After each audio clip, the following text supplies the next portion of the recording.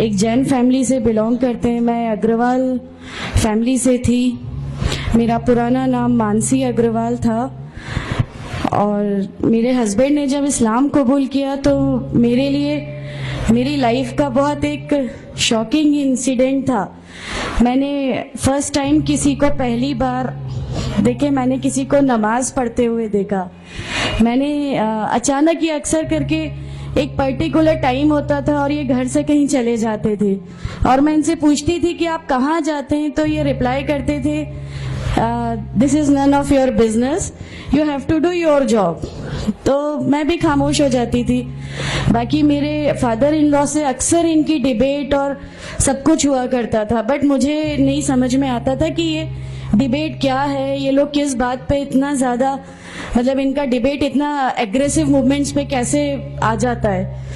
तो बाकी फिर एक धीरे धीरे जब मुझे ये इस्लाम के पहले तो ये लोग नहीं बताए, बट फर्स्ट टाइम जब मैंने इनका फजर की नमाज थी और अचानक मेरी नींद खुली और मैंने इनको नमाज पढ़ते हुए देखा।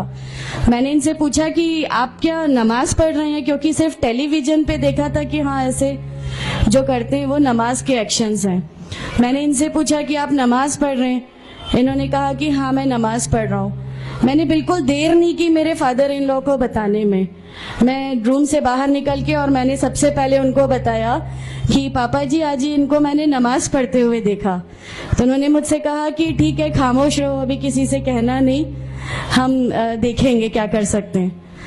अब वो जो मेरी लाइफ का मोमेंट था, वहां से मेरे को ऐसा लगा कि ये क्या हुआ, मतलब ये क्या कर रहे हैं, ऐसा क्यों कर रहे हैं, ये कहीं ये किसी ऐसे व्यक्ति से तो नहीं मिल गए जो इनको टेररिज्म की तरफ ले जा रहा है और ये ऐसी चीज़ों में तो नहीं इन्वॉल्व हो जाएंगे। एक बहुत बड़ा डर जो मेरे अंदर था वो, और on that time I was pregnant, तो मेरे को एक बहुत खलबली सी लगी रहती थी कि ये क्या चल रहा है, ये क्या चल रहा है। फिर धीरे धीरे करके जब मैं इनकी बुक्स वगैरह जो अलमीरा में रखी रहती थी वो मैं पढ़ने लगी और ढूंढने लगी। ये छुपा के रखा करते थे और मुझे जब भी कोई बुक मिलती थी तो फिर मैं उसको पढ़ने लगी। तो मुझे उसमें ऐसा कुछ लगता ज़रूर था कि पता नहीं कुछ है, कोई डिफरेंट चीज़ है, क्योंकि मैंने देखा कि इनके अखलाक, इनकी सब चीज़ें बिल्कुल चेंज हो गई। जो ये पहले थे उससे ये बिल्कुल अलग हो गए। तो मुझे ऐसा पर्सनली लगता था कि इस प्लेटफॉर्म ने इनको ऐसा क्या दिया जो मेरे हस्बैंड को बिल्कुल चेंज करके रख दिया। मतलब अल्हम्दुलिल्लाह ये उस समय कोशिश करते थे कि जो नबी की सुन्नतें हैं, जो हमारे नबी सल्लल्लाहु अलैहि वसल्लम ने किया, अपनी वाइफ की मदद करना, अपनी वाइफ के साथ किस तरह उसके हुकूक की अदायगी करना, ये सब कुछ वहाँ अल्हम्दुलिल्लाह करने लगे।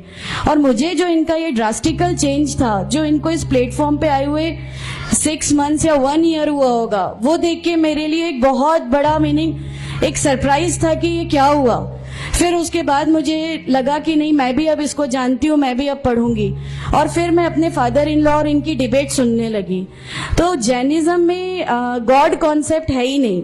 हर वो व्यक्ति जो बहुत ज्यादा इल्म हासिल कर लेता है, बहुत ज्यादा नॉलेज हासिल कर लेता है, तो वो एक लिमिट पर आकर नऊजुबिल्लाह गॉड का वो मुकाम हासिल कर लेता है और लोग उसी की फिर पूजा करने लगते हैं, उसी की वर्कशिप करने लगते हैं। तो मेरे दिमाग में, मैं अग्रवाल फैमिली से थी, तो मेरे दिमाग में था कि नहीं, हमारे जो भगवान है वो 3-4 हाथ वाले हैं, इनका क्या एक ही गॉड है जिसको जाके आपको पूजना है। तो नहीं, मैं इनसे तो कुछ नहीं मांगूंगी, 3-4 हाथ वाले भगवान ही होते हैं, ये नहीं कुछ वो ऐसा रखते।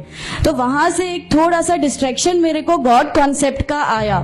और ईश्वर है जो इस दुनिया को चला रहा है, ये हमेशा मेरे एक जहन में रहता था। तो मुझे मेरे फादर इन लॉ कहीं ना कहीं उस प्लेटफॉर्म पे आके गलत लगने लगे कि नहीं, ये जो कह रहे हैं वो सही है और इनकी जो डिबेट है उसका एंड जो है वो ये सही है। फिर धीरे धीरे करके मुझे इनकी चीज़ों पे यकीन आने लगा अल्हम्दुलिल्लाह। फिर हमारे एक फैमिली फ्रेंड है, उनके यहाँ ये मुझे ले गए। वहाँ पर किसी ने मुझसे कहा कि मैं बहुत बुजुर्ग हो चुका हूँ, कलीम सिद्दीकी साहब है, मुझे उनका नाम ध्यान नहीं है अच्छे से, बट उन्होंने मुझसे कहा बेटा मैं बहुत बुजुर्ग हो चुका हूँ, मैं चाहता हूँ तुम कलमा पढ़ लो, मेरी जिंदगी रहे ना रहे, मैं आपसे मिलूं ना मिलूं, तो आप कलमा पढ़ लो। तो अल्हम्दुलिल्लाह मैंने कलमा पढ़ लिया। कलमा पढ़ने के बाद भी जब हम घर लौट रहे थे तो मैंने इनसे कहा कि मैंने सिर्फ अभी कलमा पढ़ा, अभी आप ये मत समझिएगा कि मेरे को सब समझ में आ गया और मैं इस चीज़ को मान लूँगी। इन्होंने कहा नहीं, तुम्हारी मर्जी, किसी में कोई फोर्स नहीं है। तो अल्हम्दुलिल्लाह अल्लाह ताला का एहसान है, उस कलमे की ताकत थी।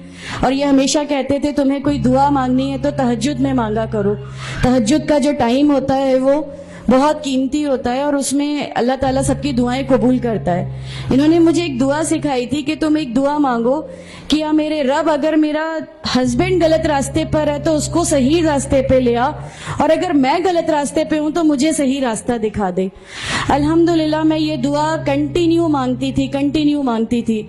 एक बार मेरी नींद अल्हम्दुलिल्लाह तहज्जुद में खुली और बस मैं नॉर्मल जैसे एक ध्यान करते हैं वैसा मैं बैठ गई और अपने आप अचानक दिल चाहा कि बस सजदा करूं। मेरी जिंदगी का वो पहला सजदा था और उस बहुत लंबा सजदा था और उस सजदे में मैंने मेरे रब से क्या क्या मांग लिया मुझे भी नहीं याद है। और उस समय मुझे ऐसा फील हो रहा था जैसे अल्लाह ताला खुद मुझसे बात कर रहा है, अल्लाह मेरे सवालों का जवाब खुद दे रहा है। अल्हम्दुलिल्लाह बस उसके बाद तो ऐसा लगा कि नहीं, इस्लाम हक है और इस्लाम पे ही चलना है। उसके बाद फिर बहुत सारी परेशानियां लाइफ में आई, सब कुछ आया, बट अल्हम्दुलिल्लाह अल्लाह का एहसान है कि अल्लाह ताला ने हर परेशानी, हर चीज़ को ऐसे ले लिया कि हम लोगों को कभी एहसास ही नहीं होने दिया कि ये कोई परेशानी थी। ऐसा लगा कि अल्लाह की पूरी राह में हम लोगों को रिवार्ड ही मिलना है इस चीज़ का और अल्लाह हमें इसका रिवार्ड ही देता चला जाएगा। अल्हम्दुलिल्लाह बस उस समय से शुरुआत हुई थी दीन इस्लाम की। अल्हम्दुलिल्लाह आगे चल के परेशानियां, तकलीफ़ें हर रिवर्ट की ज़िंदगी में आती हैं, लेकिन मैं हर रिवर्ट बहन से ये कहना चाहती हूँ कि अल्लाह की खातिर आप लोग इस दीन में आए हैं, किसी और चीज़ के लिए नहीं आए।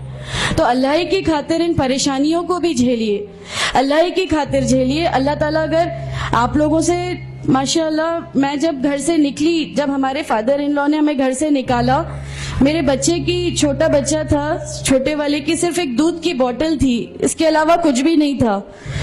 मैं जॉब करती थी, मैंने अपने छोटे बेटे को माँ के यहाँ छोड़ के जाया करती थी।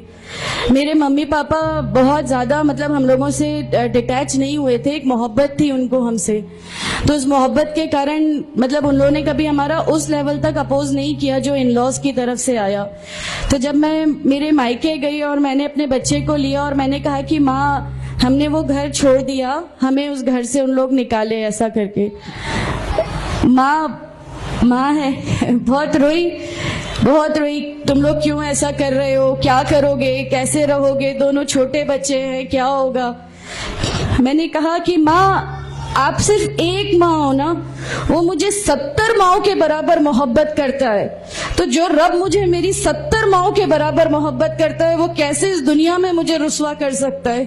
सिर्फ एक छोटा सा ये विश्वास था। अल्हम्दुलिल्लाह उस विश्वास को रखते हुए सारी चीजें, सब परेशानियां ऐसे अल्लाह ताला ने ले ली कि उसका मेरे पास कोई मतलब कहने के लिए भी शब्द नहीं है। अल्हम्दुलिल्लाह। और मैं आप लोगों से सबसे गुजारिश करती हूँ, और अगर अल्लाह ने मुझे आप लोगों की एक ऐसी बहन बना दिया जो आपकी परेशानियां, आपकी हर उसमें, हमारा घर, हमारी सब कुछ अल्हम्दुलिल्लाह आपके लिए है, क्योंकि हम लोग ठान के बैठे हैं हमारा जीना मरना, हमारी नमाजें, हमारा सब कुछ सिर्फ अल्लाह के लिए है और यही लेके हमको जाना है। कोई जवाब हमें नहीं मिलेगी। अस्सलामु अलैकुम व रहमतुल्लाहि व बरकातहू।